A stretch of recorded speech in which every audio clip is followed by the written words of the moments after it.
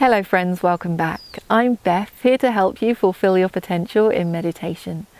As most of you know, I don't have just one method that I teach to everybody, like one size fits all. Instead, I much prefer to teach people one-on-one. And the reason is that you're all different.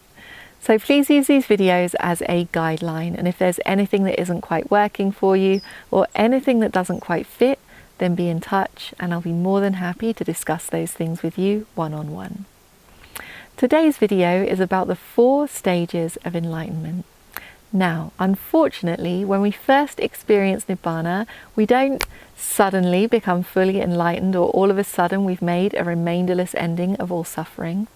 And the reason is that first experience of Nibbana doesn't destroy all of our defilements. Instead, it only destroys some of them. For that reason, we call it the first stage of enlightenment. In Pali, we use the word sotapanna, which is usually translated as stream enterer. Now, when we reach that first stage of enlightenment, the 2 defilements that are destroyed are doubt and wrong view. Now, we've just experienced Nibbana, so clearly there's no grounds for doubt to arise anymore. We've just experienced the truth of the 4 Noble Truths. And likewise, because we've just experienced Nibbana, there's no grounds for wrong view to arise ever again. We can no longer really believe that there's a self or that anything is permanent or happiness, because we've just experienced the remainderless ending of those things, of anything that we'd ever taken to be a self. So at the first stage of enlightenment, doubt and wrong view are destroyed forever, but the other defilements remain. We can still experience craving, aversion, and delusion. Now, having already reached that first stage of enlightenment, we will continue to practice Vipassana meditation, and we will also continue to enter the fruition attainment and experience Nibbana again and again. As we do that, our disenchantment to materiality and mentality, Namarupa, will continue to deepen. And as our disenchantment deepens, at some point, we will experience the second stage of enlightenment.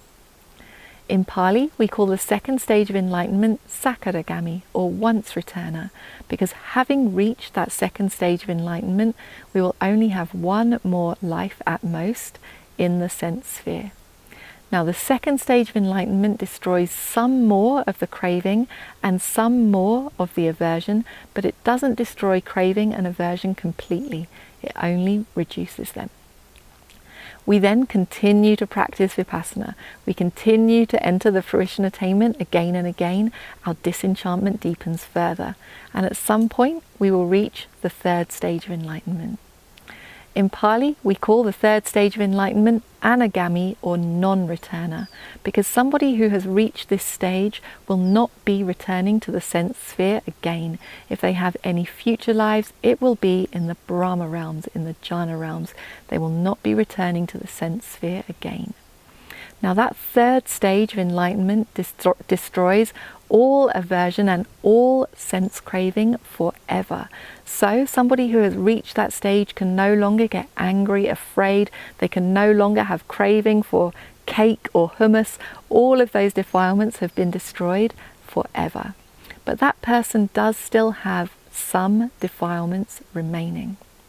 So they will continue to practice Vipassana and enter the fruition attainment again and again, and eventually they will reach the 4th and final stage of enlightenment, which we call arahantship.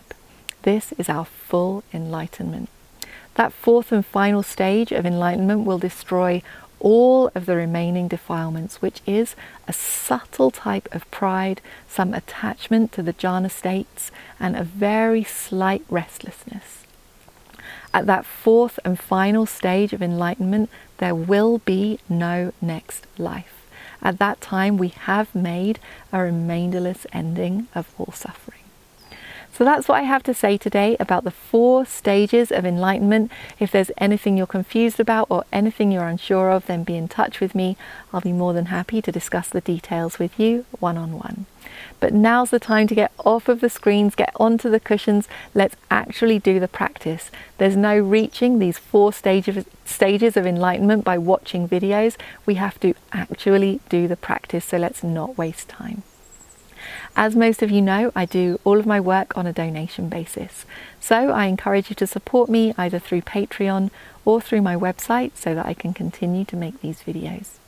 Thank you so much for your support. Wishing you the best with your meditation.